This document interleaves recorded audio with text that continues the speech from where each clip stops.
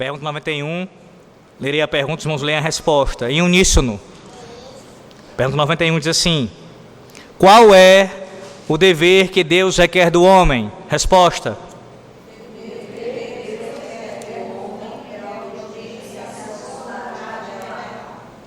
Bem, como eu falei na última aula aqui, na última doutrina, os irmãos devem lembrar que essa parte agora do nosso catecismo marca uma nova introdução, ou melhor dizendo, uma introdução a um novo assunto. E é o assunto exatamente sobre essa obediência à vontade revelada do Senhor nosso Deus. Nós veremos agora, a partir desse momento, esse assunto que tratará da lei do Senhor. Nós veremos isso agora de forma ainda muito introdutória, mas iremos, com a graça do nosso Deus, aprofundar cada um dos mandamentos do Senhor mais para frente. Perceba como a pergunta ela já tem esse tom de introdução. Observe, qual é o dever que Deus requer do homem? Abra sua Bíblia em Romanos capítulo 12. Romanos 12, e quem encontrar pode ler em voz alta, Romanos 12, versículos 1 e 2. E veja nesse texto aí o dever de conformar-se à vontade de Deus. Romanos 12, versículos 1 e 2.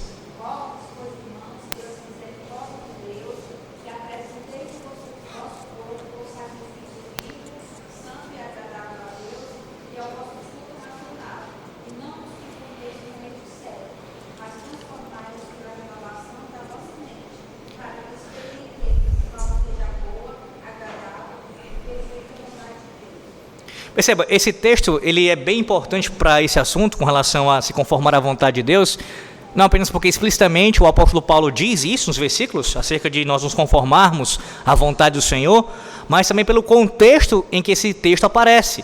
Você deve lembrar que em Romanos, do capítulo 1 até o capítulo 11, o apóstolo Paulo está expondo profundamente doutrina, a semelhança do que ele fez em Efésios. E é uma boa pergunta para se fazer nessa noite. Os irmãos estão lembrados das exposições em Efésios? Sem responder audivelmente, mas para si mesmo. Estão lembrados disso? Pois bem, uma das coisas que nós tratamos em Efésios foi exatamente mostrar, ou evidenciamos isso, como a carta está estruturada. A metade da carta, do capítulo 1 ao 3, é muita doutrina. A segunda parte é a aplicação dessa doutrina, o que não significa dizer que não há aplicação na primeira parte e que não há doutrina na segunda parte. Em termos de ênfase, digo isso.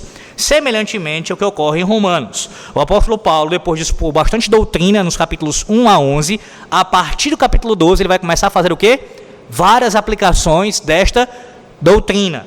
E ele já começa o capítulo 12 de Romanos falando da necessidade, nossa obrigação de nos submetermos à vontade do Senhor nosso Deus. Ou então, a linguagem que ele utiliza, de nos conformarmos a esta vontade.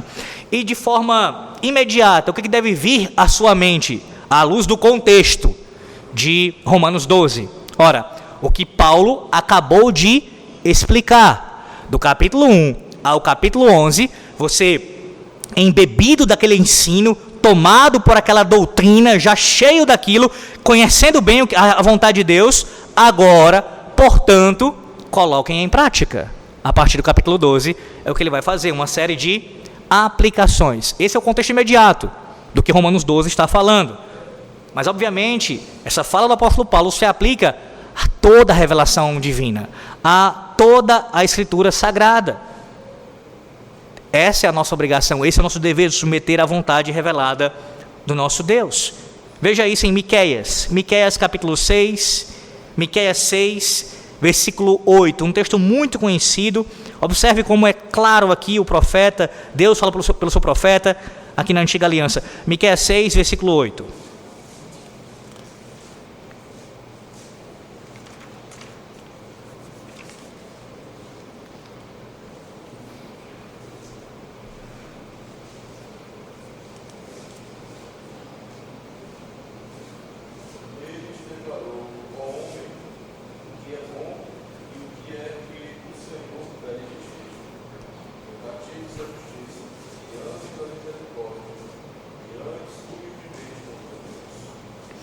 Pastor, onde é que está nesse texto a resposta que se adequa ao fato de que Deus demanda, Ele requer obediência à sua vontade revelada?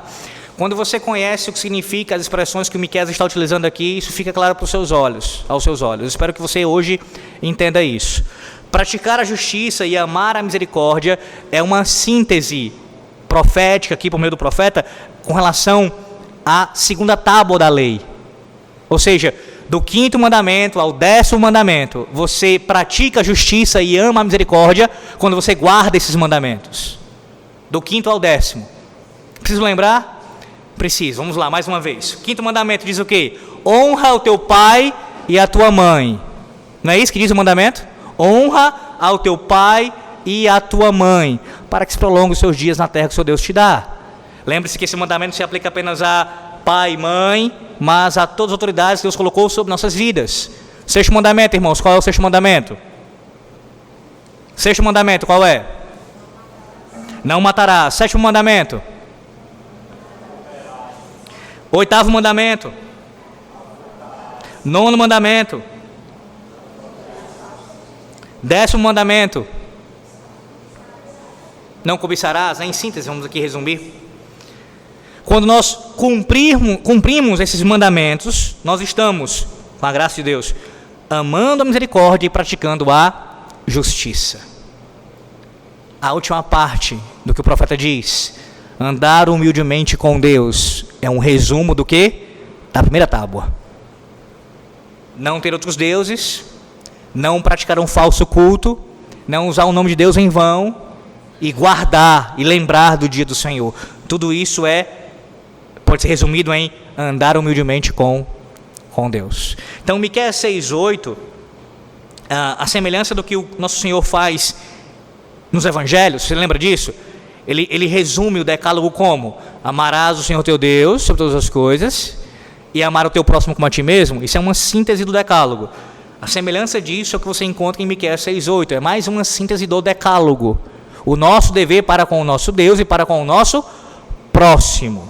Em síntese, este é o dever que Deus requer de nós, do que Ele demanda de nós, que é a obediência à sua vontade revelada, à sua palavra. E aí você pode se perguntar, mas por que é que nós temos um dever para com Deus? Ora, isso nós podemos responder de pelo menos duas formas. A primeira, que deve ser logo dada como resposta evidente, é que o dever para com Deus, ele existe pelo simples fato de Ele ser o Criador e nós sermos criaturas.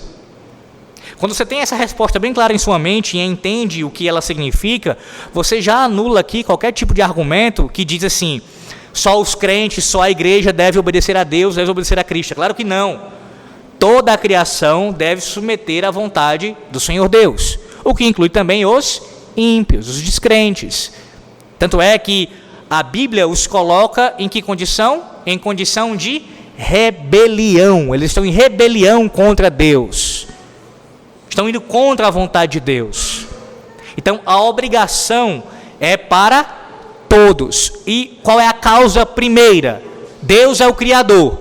Ele nos fez, Ele fez tudo quanto existe e mantém isso pela sua providência, pela palavra do seu poder. Ele não apenas deu a vida, mas sustenta a vida. Logo, toda a criação lhe deve obediência. Só isso já é suficiente. Contudo, nós que somos o povo da aliança temos um adendo ainda, uma segunda razão importantíssima porque devemos obediência ao nosso Deus. Você sabe qual é? A obra da redenção. Uma vez que Deus não apenas nos criou, mas nos recriou em Cristo. Ele efetuou em nós um novo nascimento pelo seu Santo Espírito. Nos deu um novo coração, de carne agora, não de pedra, que agora que ouve a sua palavra, que não se endurece a sua voz. Este coração que agora foi dado pelo Senhor deve ser submisso à sua vontade revelada, não só porque é sua criatura, mas também porque é o seu servo, comprado, remido e lavado pelo sangue do seu Filho. Então, por que você tem um dever para com Deus? Ora, porque você é criatura, nós somos criaturas, e porque nós somos seus servos, somos seus redimidos, o seu povo comprado com o precioso sangue de Cristo. O que envolve aqui não apenas a obrigatoriedade da obediência, nós obedecemos por obrigação mesmo, é o nosso dever, mas também por gratidão. Gratidão. Nós olhamos para os céus, contemplamos a criação e lembramos que Deus fez tudo isso e é nosso dever, sim, adorá-lo e servi-lo, mas também o quanto devemos ser gratos, porque Ele nos deu tudo isso, Ele fez isso para o regozijo, para a alegria, primeiro para a glória do seu nome, mas também para a alegria do seu povo, e mais do que isso, sermos gratos pela redenção, pela obra da salvação. Bem, vá agora para 1 Samuel capítulo 15. 1 Samuel 15, versículo 22. E quem for ler, observe bem que toda adoração ela é vã quando não há obediência sincera. 1 Samuel 15, 22.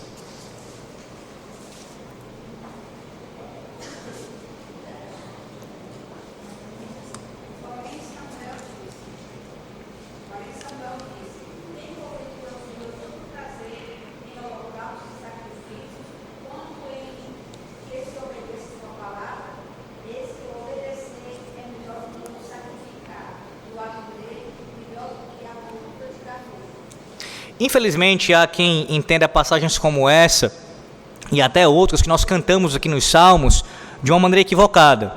Por exemplo, você já se deparou com salmos que falam, parecem estar fazendo críticas ao sacrifício em si, que ocorria na antiga aliança. Mas não era essa a percepção do salmista. O problema não estava no holocausto em si. Por quê? Porque o próprio Deus ordenou o holocausto. Ora, como é que a crítica do salmista, ou então do autor bíblico em outros textos, é a existência de um holocausto na antiga aliança, se o próprio Deus ordenou que eles ali estivessem sendo praticados? Eu vou além, na verdade, mostrando para os irmãos isso. Lá em Gênesis capítulo 3, o próprio Deus foi o primeiro a realizar sacrifício. Você lembra disso? Ele cobre Adão e Eva que estavam nus com a pele de um animal. Então, por inferência, nós chegamos à conclusão de que o próprio Deus foi o primeiro a realizar sacrifício. Pelo seu exemplo, ele fez isso, mostrando a necessidade de que para que o pecado fosse perdoado, era necessário que outro fosse morto. Um inocente fosse substituto daquele que tinha pecado, uma vez que Adão e Eva não poderiam pagar com suas próprias vidas. No sentido redentivo, eles morreriam, mas não seriam redimidos. Precisariam de alguém que o substituísse e sofresse a pena em seu lugar, e fosse justo, fosse perfeito, fosse inocente. E somente com a cobertura da justiça deste é que eles poderiam receber perdão. Então, o próprio Deus foi quem fez sacrifício, e ele instituiu isso. Você vê isso claramente, os patriarcas realizando desde Adão, os filhos de Adão. Abel vai apresentar culto a Deus com o sacrifício, e segue-se esse padrão pelos patriarcas. Jó, Abraão, Isaac, Jacó, o culto prestado a Deus envolvia sacrifício, ordenado e exemplificado pelo próprio Deus. Então não, a crítica em 1 Samuel capítulo 15, e nos Salmos nós cantamos em alguns momentos quando aparece isso, não é a existência do holocausto em si. É claro que não, porque Deus foi quem ordenou. E por que então, pastor? Porque por vezes, indivíduos e até o povo como um todo, ofereceu aquele culto a Deus sem ser com sinceridade, hipocritamente, apenas da boca para fora, apenas fiados nos atos externos. Ora, nós não temos sacrifício na nova aliança. Cristo já consumou isso. Então você não vai ter isso aqui acontecendo, a não ser em cultos papistas, onde essa blasfêmia ela é repetida vez após vez em cada missa. Mas um culto bíblico reformado, você não tem isso. Você tem a simplicidade do culto bíblico. Mas ainda assim nós podemos cometer os mesmos pecados, e aí com uma observação clara aqui, com maior gravidade, como o autor aos Hebreus vai dizer. Por que é maior gravidade? Ora, porque agora nós temos mais luz, mais revelação, mais conhecimento que aquele povo tinha na antiga aliança. A obra de Cristo agora, nós não estamos esperando a sua consumação, no sentido de que ele venha a primeira vez, ele já veio. Não há mais sacrifício pelos pecados, ele já realizou. Então, quando nós pecamos agora, nesse contexto da nova aliança, é ainda mais grave. Pois bem, podemos pecar à semelhança deles, com uma gravidade maior ainda, quando apresentamos um culto a Deus hipócrita. Ninguém está trazendo animais aqui, ninguém está fazendo isso, ritos externos, cerimoniais, mas o fato de orarmos, de cantarmos, de ouvirmos a leitura e pregação da palavra, de participarmos dos sacramentos, tudo isso de forma hipócrita, é a semelhança do que acontecia com aquele povo na antiga aliança. Os mesmos pecados, só que ainda mais graves, pelo contexto em qual nós nos encontramos. Então entenda isso daí. Não é que o Senhor não requeria o holocausto. A questão é que a adoração seja prestada a mim, diz o Senhor, mas em obediência. Em obediência. Não apenas o que está prescrito para adoração, mas com um coração sincero, entregue. É assim. Em outras palavras, deixe-me ser mais claro ainda do que eu estou dizendo. Vocês sabem do zelo que nós temos aqui em nossa igreja, e isso pela graça de Deus, nenhum mérito nosso, de procurarmos fazer o culto o máximo possível de acordo com o que a Bíblia diz. Mas veja, o pastor da igreja, o conselho, qualquer membro pode estar pecando contra o Senhor, mesmo estar fazendo tudo o que Deus diz na sua palavra com relação ao culto. Não há nenhum elemento estranho dentro do culto, todos os elementos são precisos pela palavra de Deus. Não está acontecendo nada de blasfêmia, nada. Não está vindo pregar aqui um leigo ou até mesmo uma mulher, nada está acontecendo. Tudo é conforme o padrão bíblico. E ainda assim Deus rejeitar este culto, se ele for hipócrita, se ele for sem ser com sinceridade, de coração, em obediência à palavra do Senhor, querendo realmente fazer para a glória de Deus. Porque muito mais do que nossos atos externos, o Senhor Deus, Ele se agrada do nosso coração, no caso da sinceridade do nosso coração, de estar entregue a Ele. Perceba que quando Paulo fala em Romanos 12, 1 e 2 sobre a renovação, estar em conformidade com a vontade de Deus, ele cita o quê? A mente. Ele fala de algo interno. Internamente sendo conformados à vontade do Senhor. Sim, irmãos, porque externamente todos nós aqui, sem exceção, podemos, em algum nível, em algum grau, nos conformarmos à vontade de Deus. E estarmos fazendo isso por outras motivações que não seja o desejo de agradar ao Senhor. Eu posso estar simplesmente defendendo, pegando um exemplo como pastor aqui, um culto mais bíblico por outros interesses. Ora, eu quero que a minha igreja seja tida como mais reformada, como a mais pura, para aparecer para os outros. Tudo isso, veja, o que eu estou fazendo externamente é o correto, é o bíblico, mas a motivação Deus julgará do meu coração, se for essa. Se eu for para agradar o Senhor, agradar o seu nome, a sua vontade. Então é a renovação da mente, do coração, Senhor, que isso seja para a tua glória, seja para realmente te agradar, te servir, e não apenas para demonstrar isso externamente. Ela é vã. Toda adoração é vã quando não há obediência sincera. Vamos para João 7, agora, por favor, João 7, versículo 17. Veja nesse texto a boa disposição para obedecer à vontade de Deus, como a chave para o conhecimento da sua verdade. João 7, 17.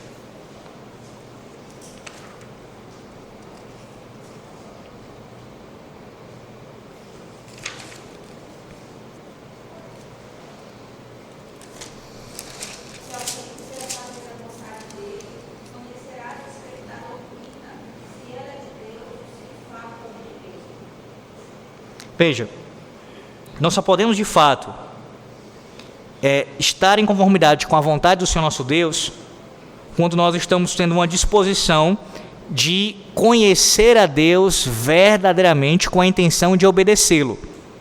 Isso talvez para algumas pessoas soe como estranho, mas infelizmente há quem esteja demonstrando busca pelo conhecimento do Senhor com outra razão, que não é a obediência a Deus. Seja para aparentar algo para alguém próximo a ele, ou enfim, à igreja mesmo. Mas só haverá de fato um agradar ao Senhor nesse sentido se a busca pelo conhecimento da sua verdade, da sua revelação, for aliado ao desejo de obedecer a essa vontade. Deixa eu pegar exemplos assim que são bem comuns, e a internet ela tem, não feito isso, mas evidenciado o que já estava no coração de muitas pessoas. Muitas pessoas não vão para a internet, muitos rapazes principalmente, se envolverem em debates públicos na internet, com a motivação simplesmente de quê? De querer vencer o debate, querer parecer ter mais conhecimento do que o seu adversário. Até alguns dizem, não, a motivação é piedosa, é para que a verdade de Deus seja proclamada. A custo de quê? Ora, muitos desses, e eu falo porque conheço alguns casos com relação a isso, a motivação não é a obediência à vontade do Senhor. Veja, tem casos, sem citar nomes aqui, de pessoas que eu já tive, infelizmente, a infelicidade mesmo de ter que presenciar isso. A pessoa demonstrava algo na internet com relação àquele ponto doutrinário, mas na sua vida ela não evidenciava uma busca por obedecer aquilo, de realmente praticar aquilo. Do que adianta? Se eu professo a doutrina, se eu professo crer na palavra de Deus, eu devo primeiramente me conformar a ela. Eu primeiro quero obedecê-la. Eu creio, fui convencido. O Senhor Deus ensina isso a sua palavra, eu quero fazer a sua vontade, para servir ao Senhor, para agradar ao Senhor. E não para, antes disso, debater, defender, entrar em confusões por causa disso. Não, eu vou primeiro obedecer, eu quero obedecer. Lembrando sempre aos irmãos, nunca é demais lembrar isso. Obedecer ainda que imperfeitamente, que nós sabemos que essa perfeição de obediência à vontade do Senhor não ocorrerá enquanto o cristão voltar. Mas em Cristo, pela sua graça, perseverar em obedecer ao Senhor, antes de qualquer outra coisa. Eu conheço, eu quero obedecer. Quanto mais eu conheço, mais eu quero obedecer. E eu quero conhecer para obedecer. É assim, são as duas coisas aliadas. Tiago 1, 22 a 25. Veja como Tiago 1, 22 a 25 diz isso tão contundentemente. Tiago 1, 22 a 25, que é inútil ouvir a palavra de Deus sem que haja disposição para obedecê-la. Veja aí, Tiago 1, 22 a 25.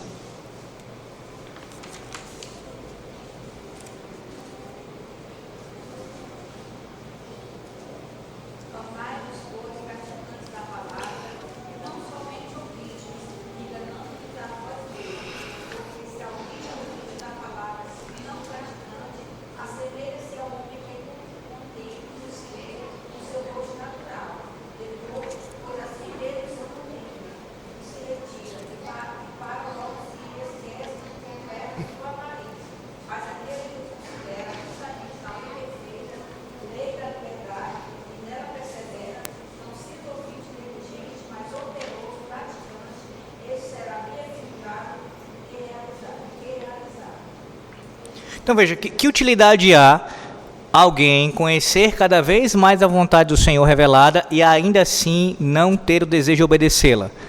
Sabe o que vai acontecer? Se essa pessoa perseverar nesse pecado, aquilo servirá, na verdade, para o seu juízo ser ainda maior. Por quê? Porque ela recebeu muito mais luz, muito mais conhecimento. E não foi com a sinceridade de querer obedecer à vontade do Senhor, e sim com outras motivações, que eu citei algumas das quais aqui. Percebe? A pessoa, além de ser inútil, porque aquilo não vai redundar para o benefício, vai redundar para o mal dela. Se o desejo não é obedecer a palavra, quanto mais conhecimento ela tiver dela, sem obediência, maior duro juízo será sobre ela. É isso que vai acontecer. É isso que vai acontecer. Veja, algumas pessoas, elas têm uma atitude... Estou falando dentro da igreja, tá? Fora da igreja, que dizer então? Muitas coisas semelhantes a essa e até piores.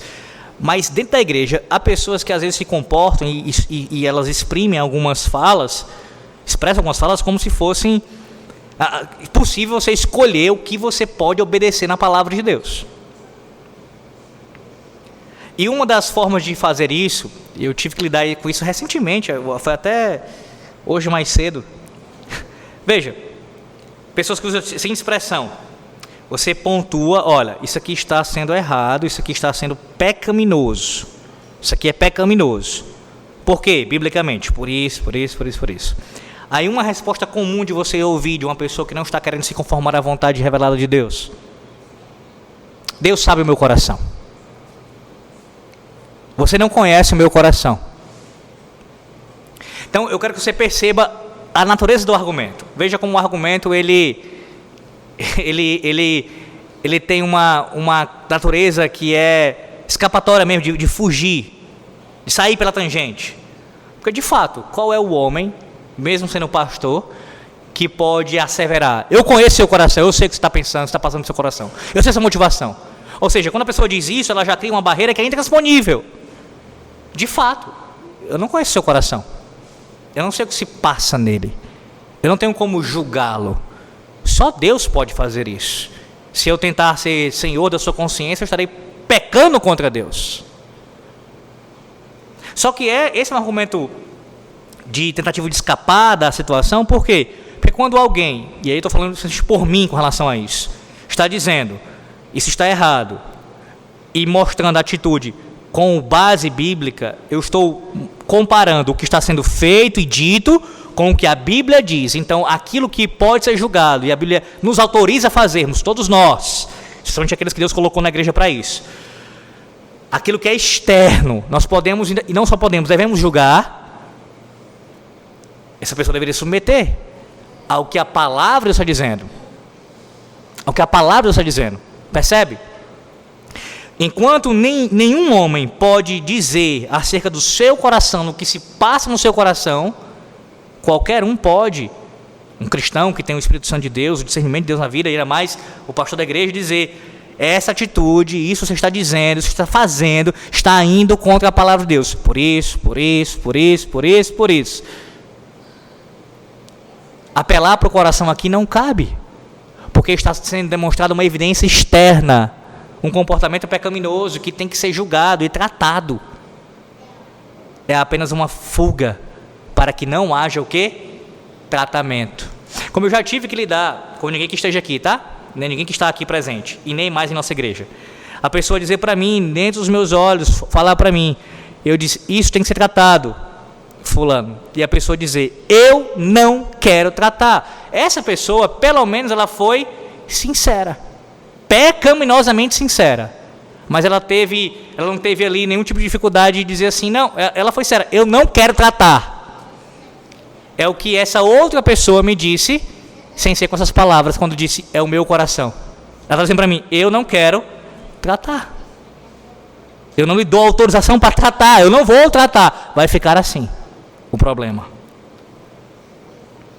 Mas a palavra de Deus, meus irmãos, ela nos foi dada com tantas e tantas razões, dentre elas, nos instruir, nos corrigir. Vá lá para 2 Timóteo, deixa eu lembrar vocês esse texto. 2 Timóteo, capítulo 3, versículo 16.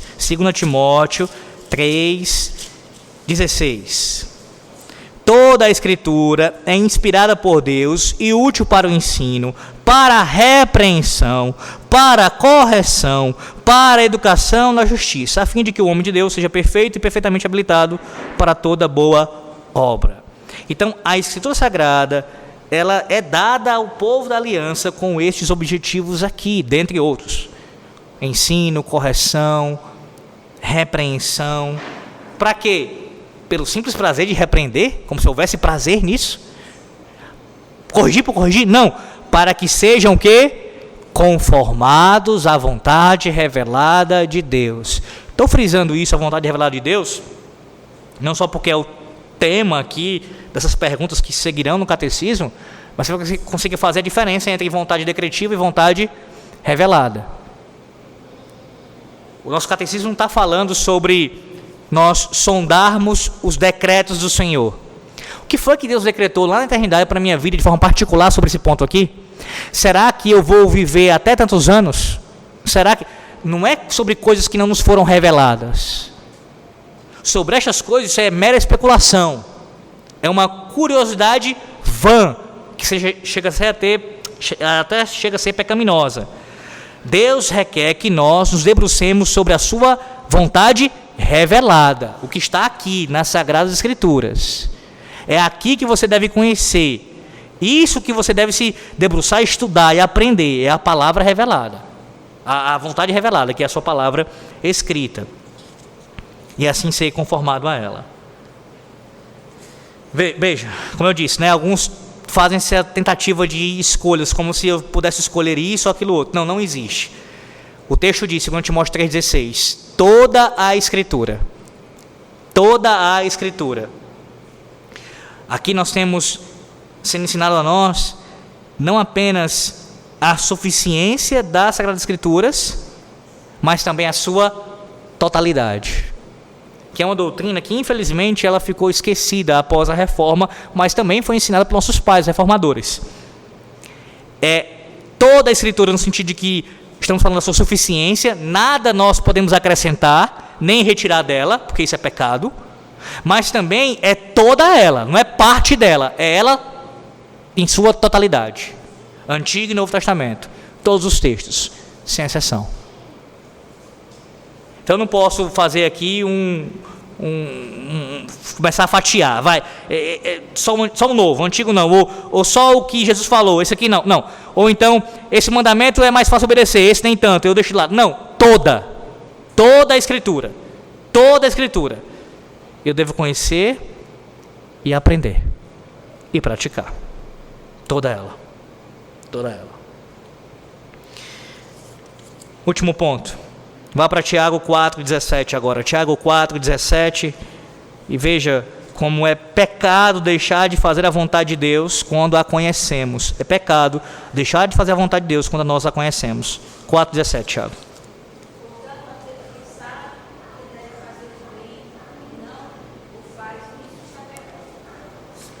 Exatamente. O que é pior ainda, irmãos, porque aqueles que pecam por ignorância... Veja, a minha fala já está dizendo, né? Eles pecam. Não deixa de ser pecado porque alguém pecou por ignorância, porque alguém deixou de se conformar à vontade de Deus por ignorância. Eu não sabia, não interessa. É pecado do mesmo jeito. Agora, é pecado no jeito de quê? De que houve transgressão da lei. Mas é mais grave pecar com conhecimento. Eu saber e fazer contra a vontade do Senhor. Exemplificando isso. Aquele ímpio, que eu já falei várias vezes sobre isso, inclusive na doutrina, que está lá distante, nunca ouviu falar de Cristo, do Evangelho, nunca teve a palavra escrita nas suas mãos, e não conheceu o Senhor, não creu no Senhor, o que vai acontecer com ele? Ele vai para o inferno. Ele já está condenado, a não ser que o Evangelho chegue a ele, ele se arrependa e crê no Senhor. Por quê? Porque a criação de Deus já dá testemunha do Senhor Deus. E eles já estão condenados. Essa é a linguagem do apóstolo Paulo em Romanos 1. Eles são inexcusáveis, são indesculpáveis. Deus se revelou na sua criação. E nós sabemos que a criação, a revelação natural, a natureza como um todo, ela não é suficiente para salvar alguém, mas é suficiente para condenar. Uma vez que a pessoa tomou o conhecimento disso, ela já está condenada, ela não tem como recorrer a isso. Ela precisa, como diz o apóstolo Paulo em Romanos 10, que o Evangelho seja pregado por aqueles que serão enviados, senão não poderão crer. Então, a ignorância, o fato de não conhecer a palavra escrita, não exime a pessoa da sua responsabilidade. Ela está em pecado contra Deus. Mas pior ainda como nós ouvimos agora há pouco, quando alguém conhece a vontade revelada do Senhor e ela não a pratica, ela não a obedece, ou seja, ela tem conhecimento disso e ela faz de maneira deliberada contra a palavra de Deus. Não é à toa que aqueles que estão na igreja, ouvindo a palavra sendo pregada, ensinada, e têm conhecimento dela diariamente, se não se converterem, certamente, como eu já falei, sofrerão maior juízo. Por quê? Porque tem maior conhecimento. Aprenderam mais sobre Deus, não apenas sobre a sua criação, mas também sobre a sua revelação especial. Não apenas a revelação geral, mas também a sua revelação especial. Ouviram sermões e mais sermões no Antigo e Novo Testamento. Ouviram o Evangelho várias e várias vezes. Ouviram a obra de Cristo, testemunharam no texto bíblico a obra de Cristo, o que Ele fez por nós, pelo seu povo, e não creram, não se arrependeram dos seus pecados. Então o juízo para estes é maior. Deixa eu me ler aqui, e aqui encerrar, uma pergunta que o nosso autor, no caso o comentarista do Catecismo Maior, Johannes Gerhard dos Vos, ele faz no final aqui dessa sessão. Ele diz assim: por que Deus não procura saber quais são os nossos desejos antes de nos impor a sua vontade? Veja que pergunta, né? Por que Deus não procura saber quais são os nossos desejos antes de nos impor a sua vontade? Como se Deus ele tivesse que nos procurar, né? Ele diz assim: você deve fazer isso, você acha que deve se cumprir dessa forma? Veja comigo aqui, vamos decidir como é que vai ser o governo, como é que vai ser, dá a sua opinião e eu vou colocar essa lei.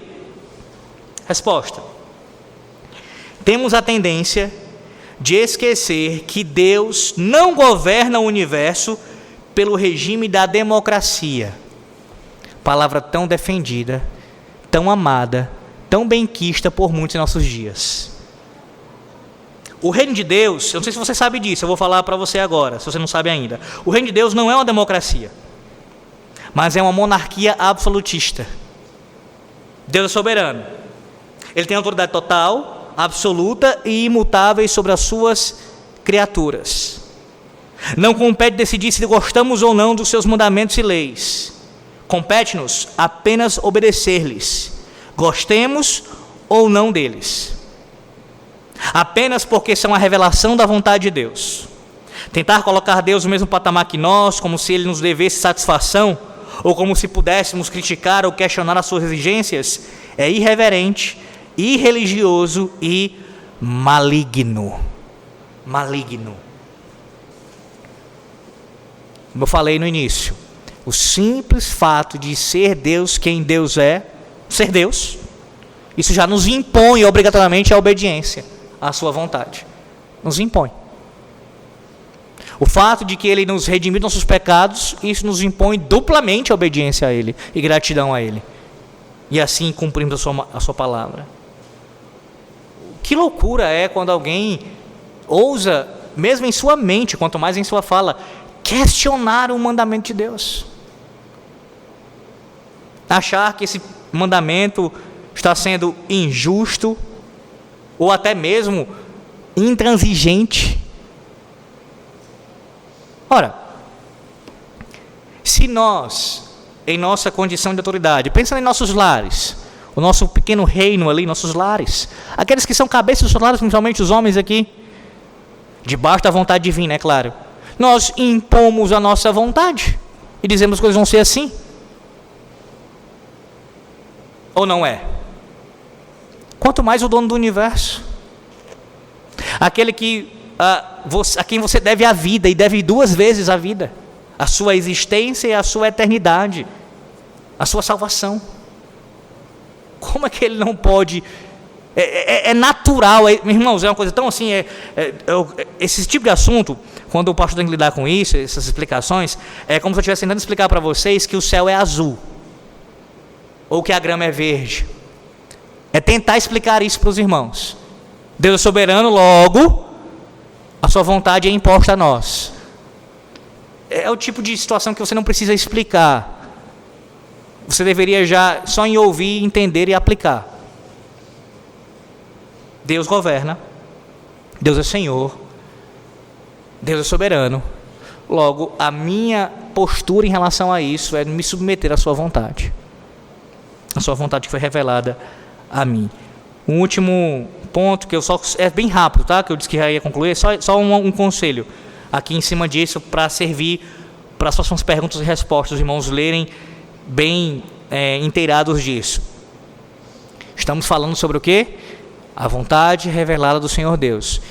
Então, você já tem para a sua vida aquilo que Deus requer de você. Você não precisa e nem deve tentar vasculhar, tentar descobrir, como se tivesse uma vontade oculta do Senhor para você saber e assim então poder cumpri-la. Uma aplicação simples disso seria aquelas pessoas que chegam solteiras à igreja e elas esperam que Deus diga para elas exatamente com quem elas devem se casar, no sentido mais específico do termo, ou seja, é com uma pessoa com essa cor de olhos, com esse tipo de cabelo, com esse tipo de perfil, é com esse que eu devo casar. Deus vai me dizer. Enquanto Deus não me dizer isso, eu não vou me casar. Quando o Senhor já revelou na sua palavra qual é a sua vontade com relação ao matrimônio, e você deve cumprir, bem como também as demais coisas da vida. Essas especificidades que não nos foram reveladas, que não nos são dadas, isso compete àquilo que nós entendemos como liberdade cristã. Isso não vai ser necessariamente uma desobediência à vontade do Senhor Deus, porque eu escolhi casar com uma mulher com esse tipo de cor ou aquela outra. A questão é, é uma mulher crente? Teme a Deus? E assim por diante. Os princípios bíblicos. E assim eu escolho com quem eu vou casar. E assim o é com relação a cada área da vida. A Bíblia já é suficiente, me deu tudo o que eu preciso para saber como viver nessa terra. Então lembre-se disso. Lembre-se disso.